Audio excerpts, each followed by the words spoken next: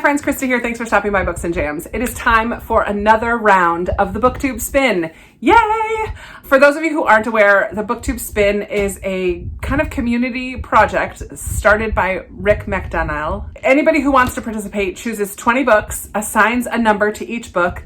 Rick will spin a wheel and we have 2 months to read whatever book corresponds with that number. For the first round of Booktube Spin, I had to read Life After Life by Kate Atkinson, and I ended up DNFing it. Whoops. It wasn't that great of a round for me, so I decided not to keep my same 20 books. Some people are keeping the same 20 books. Some people are creating totally new lists. I am one that's creating a totally new list.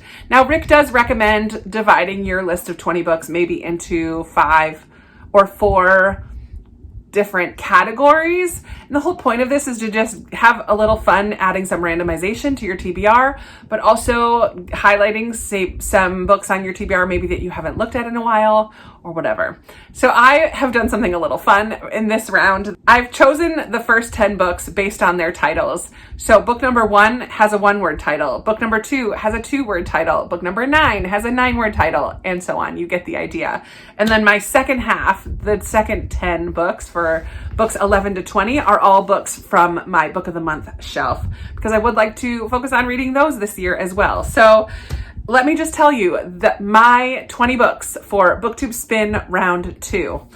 The first, number 1 is Sourdough by Robin Sloan.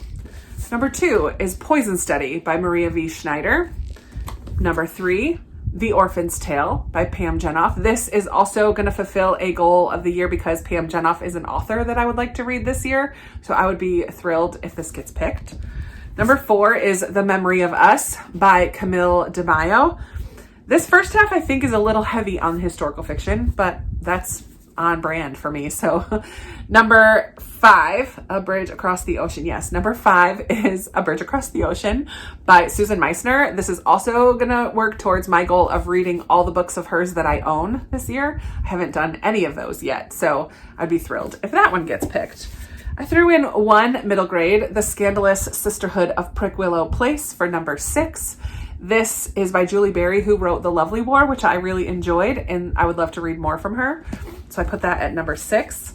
Number 7 is a Christian fiction called The Sweet Smell of Magnolias and Memories. I feel like this is a good spring, early summer read, as all the magnolia trees are starting to blossom here. It's lovely. Number 8 is The Legend of Sheba, Rise of a Queen. I'm using taglines or subtitles in some of these. This is by Tosca Lee, who wrote Iscariot, which I really enjoyed, and I would like to read more from her as well. So this is a biblical fiction about the Queen of Sheba, which we don't really know that much about. So we know she ends up like meeting Solomon, marrying Solomon even? I don't know. And number 9 is The Hotel, or just Hotel on the Corner of Bitter and Sweet by Jamie Ford. Number 10 is A Fine Romance, Falling in Love with the English Countryside. And I know this is not the first in a series, but I'm going to read this one as if it were a standalone because it's the one that I own. It's on my TBR. Moving into the second half of the list and my Book of the Month books, I have number 11, The Vanishing Half by Britt Bennett. Number 12, The Two Lives of Lydia Bird by Josie Silver. 13 is Marie Lu's The Kingdom of Back. That cover is so beautiful, so beautiful.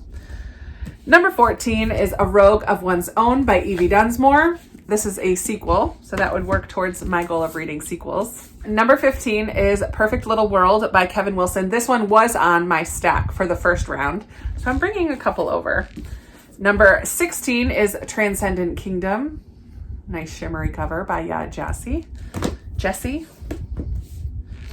Number 17 is another YA, The Firekeeper's Daughter by Angeline Booley. This one's a little bit chunky, but I'm really excited to read this one. Number 18 is The Removed by Brandon Hobson. 19 is The Invisible Life of Addie LaRue by V.E. Schwab. And number 20 is The Sundown Motel by Simone St. James.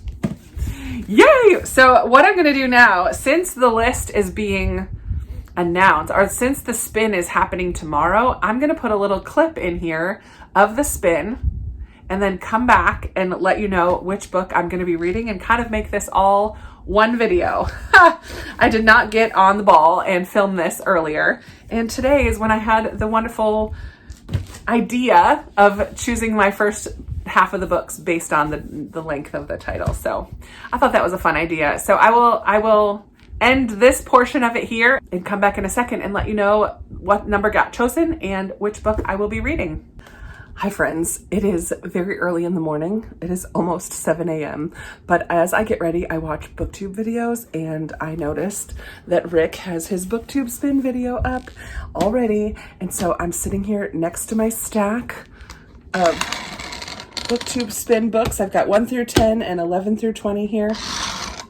We're going to watch Rick's announcement and see which book I will be reading over the course of May and June at some point during those 2 months. So let's check it out. And without further ado, besides just saying thank you for playing again, we will get to the spin number for Booktube Spin number 2. So the wheel is spinning and we are gonna land on 1. Once again, I don't know what that means for you. Number 1! What are the chances? I mean, the same as every other number, but that's funny. Or, I'm sorry, I don't know how you're gonna... Okay, so my number 1 is Sourdough by Robin Sloan. A one-word title. This has been on many TBRs over the course of the last couple years. And I actually wanted to read this before April because my libraries had a virtual event with Robin Sloan in April that I totally missed because I didn't get to this one. So I'm a little late, but I'm going to get to it in the next month, maybe May, maybe June. Robin Sloan is also the author of Mr. Penumbra's 24-Hour Bookstore, which I enjoyed. It was a little strange, and I have a feeling this one's going to be a little strange as well. So in this one, we follow Lois, who is a software engineer, and I believe she gets to know these 2 brothers who run a local takeaway bakery. I think she orders dinner from them all the time. And the brothers are forced out of business and they leave Lois their culture for sourdough bread, and it kind of changes everything for her.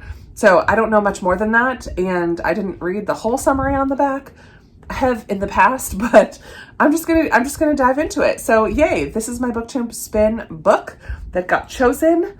I hope that you don't mind that I kind of combined all of this into one video, but I'm excited to read Sourdough, and let me know if you're participating in the Booktube Spin, which book you'll be reading over the next couple months, and I will be talking to you in another video very soon. Bye.